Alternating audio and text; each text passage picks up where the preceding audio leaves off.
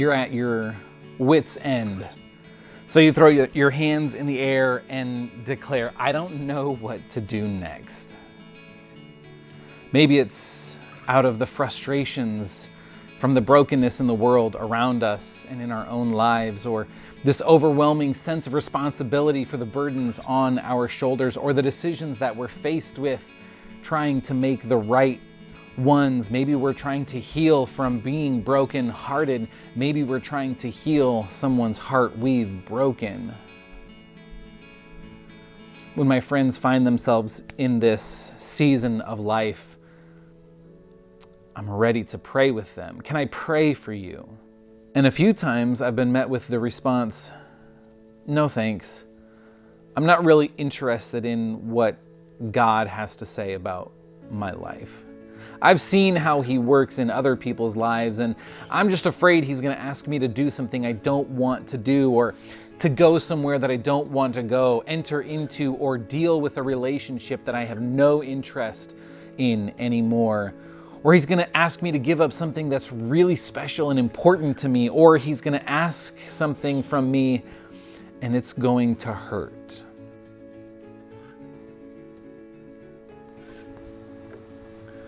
I was thinking about the Rubik's Cube. Invented in Germany in the 70s, the standard Rubik's Cube is 3 blocks by 3 blocks by 3 blocks.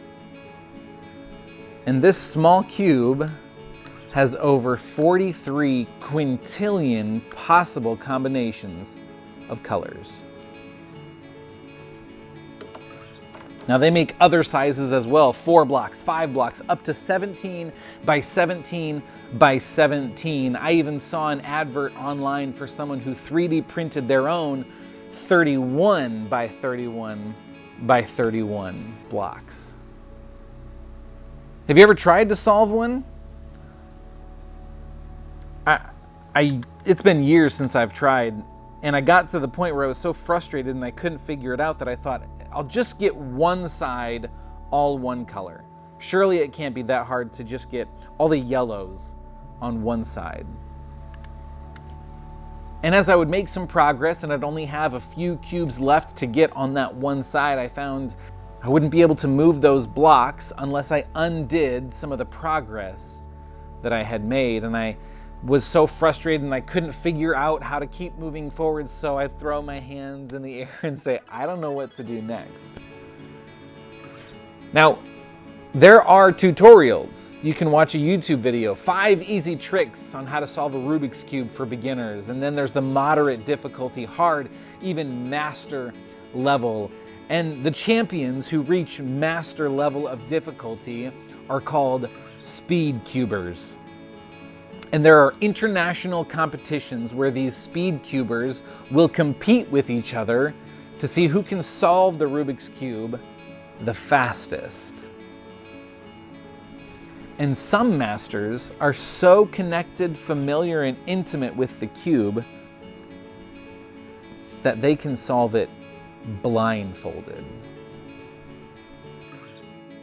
They know exactly what the cube needs in order to be restored, to be made whole and right. I would go so far as to say that just as there are over 43 quintillion possible color combinations, there are also over 43 quintillion ways of solving the Rubik's Cube.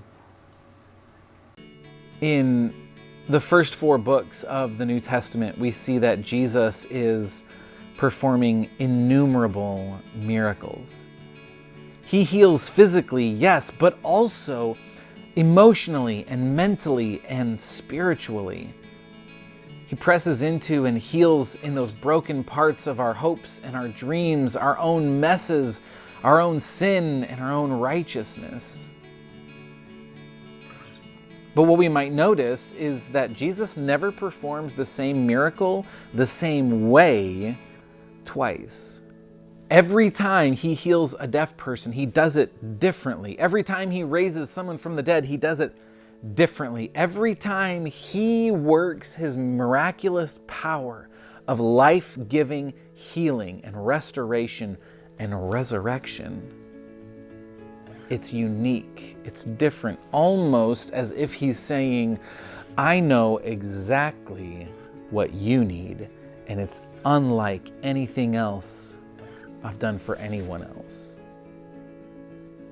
You see, Jesus doesn't heal everyone the same way just because it works.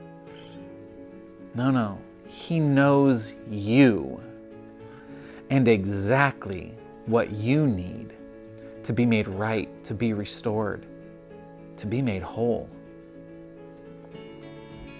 We may find ourselves in seasons of growth and healing and restoration, and then discover that we're actually taking a couple steps backwards, but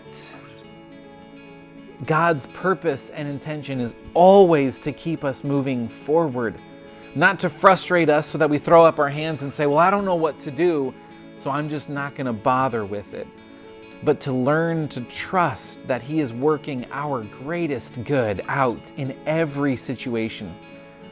Scripture tells us that He is working all things for good for those who love Him.